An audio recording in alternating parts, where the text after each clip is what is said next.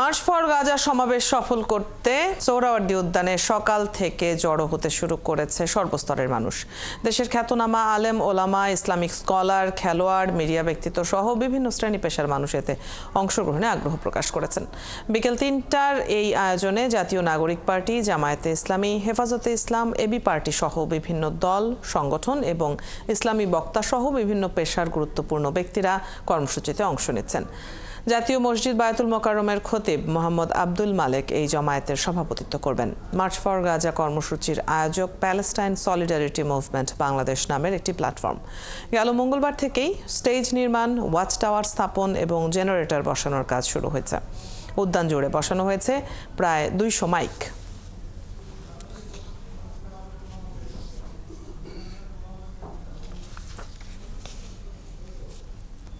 সারা পৃথিবীর মানুষকে জানিয়ে দিতে চাই, ইসরায়েলি পণ্যগুলো আমরা বয়কট করে আমরা মুসলিম ভাইদেরকে স্বস্তি ফিরিয়ে আনি দিব। আমরা যদি জাতীয়ভাবে ইসরায়েলি পণ্য বয়কট করতে পারি, সেটাই হবে আমাদের পূর্ণাঙ্গ সফলতা।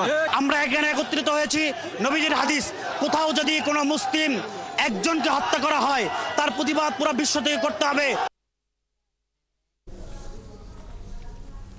মার্চ ফর গাজা কর্মসূচিতে অংশ নিতে আফতাবনগর গেট থেকে যাচ্ছেন বেসরকারি বিশ্ববিদ্যালয়ের শিক্ষার্থীরা। সেখানে আছেন সহকর্মী সবুজ মাহমুদ। সেখানকার খবর জানবো আমরা। সবুজ, মার্চ ফর গাজা কর্মসূচিতে কি সব বেসরকারি বিশ্ববিদ্যালয়ের শিক্ষার্থীরাই অংশ নিচ্ছেন? কর্মসূচি নিয়ে শিক্ষার্থীরা কি বলেছেন? অদিতি, আমি এই মুহূর্তে আছি রাজধানীর আফতাবনগরে ইস্ট ওয়েস্ট ইউনিভার্সিটির সামনে। এখানে ফিলিস্তিনের যে সংগঠিত বর্বরচিত হত্যাকাণ্ড, গণহত্যা চালিয়েছে, সেই গণহত্যার প্রতিবাদে বাংলাদেশে প্যালেস্টাইন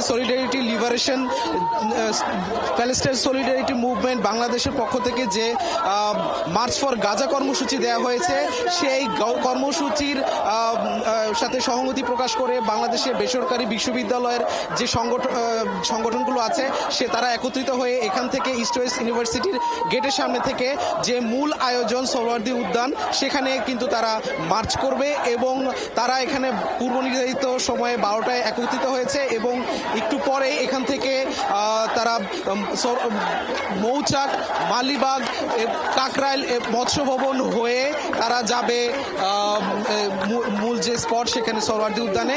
সেই সোহরাওয়ার্দী উদ্যান থেকে তারা মার্চ ফর গাজার যে কর্মসূচি সেটি বাস্তবায়ন করবে এবং এখানে যারা উপস্থিত হয়েছে তারা সবাই গাজার পক্ষে এবং ফিলিস্তিনের পক্ষে স্লোগান দিচ্ছে। তারা সবাই বলছে যে ইসরায়েল নিপাত যাক এবং ফিলিস্তিন মুক্তি পাক। ফিলিস্তিনের বেসামরিক মানুষজনের উপর যে নির্যাতন নিপীড়ন চালানো হয়েছে, সেই নির্যাতন নিপীড়নের বন্ধ করার জন্য তারা আহ্বান জানিয়েছেন এবং আন্তর্জাতিক সংস্থাগুলো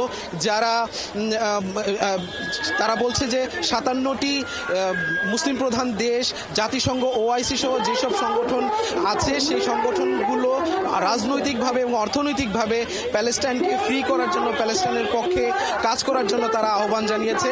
প্যালেস্টাইনের বেসামরিক নাগরিকদের উপর যে বর্বরচিত হত্যাকাণ্ড হয়েছে, সেই হত্যাকাণ্ডের প্রতিবাদে তারা আজকে এই মার্চ ফর গাজা কর্মসূচির সাথে একত্রতা প্রকাশ করে এই বেসরকারি বিশ্ববিদ্যালয়ের শিক্ষার্থীরা আজকে ইস্ট ওয়েস্ট ইউনিভার্সিটির সামনে এই সবাই একত্রিত হয়েছে। আপনারা দেখতে পাচ্ছেন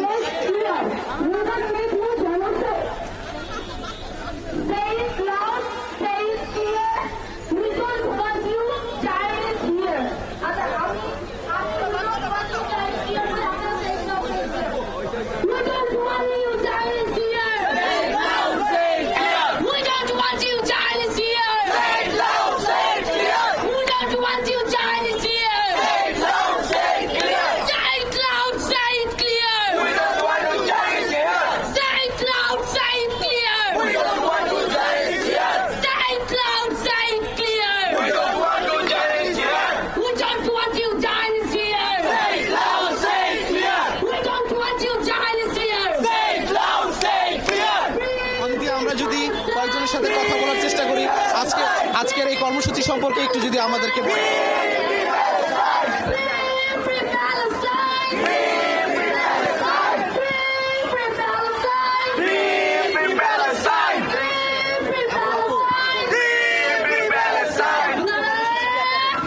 আমরা দেখছি যে প্রতিনিয়ত আমাদের